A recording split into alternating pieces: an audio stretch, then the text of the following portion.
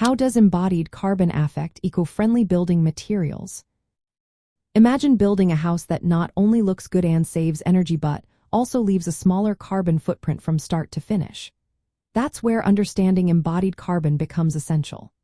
Embodied carbon is the total amount of carbon dioxide emissions produced during the entire life cycle of building materials. This includes extracting raw materials, manufacturing, transporting, constructing, maintaining, and finally demolishing or recycling. These emissions happen long before anyone steps inside the building, making embodied carbon a big part of the overall environmental impact.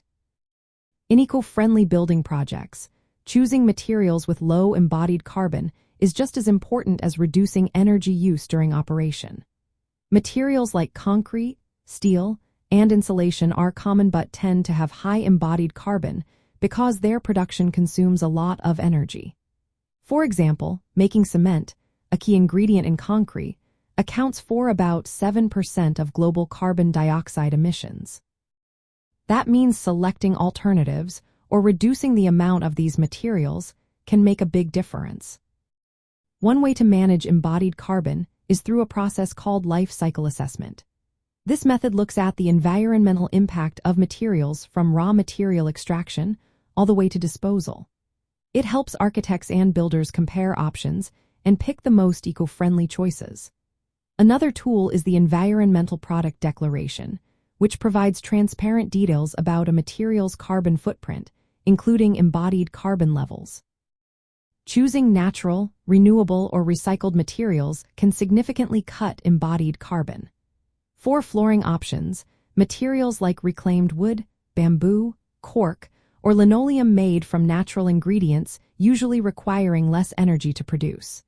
These options also often sequester carbon, meaning they store more carbon than they emit during their life cycle.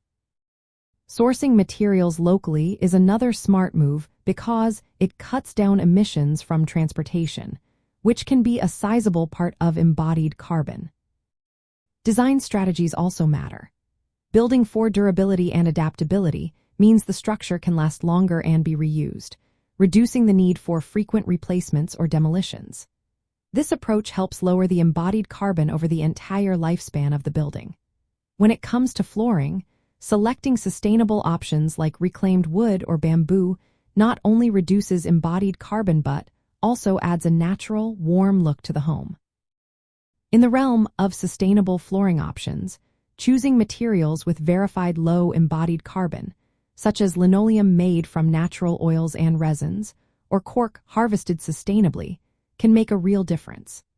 Certifications that verify sustainable sourcing and low embodied carbon support eco-friendly goals and give confidence in the environmental benefits of the materials. In essence, embodied carbon influences how eco-friendly a building material truly is. It's the hidden carbon cost locked into the materials we choose. For sustainable architecture and energy-efficient homes, factoring in embodied carbon helps create buildings that are better for the environment from the very first step of construction to the end of their life cycle.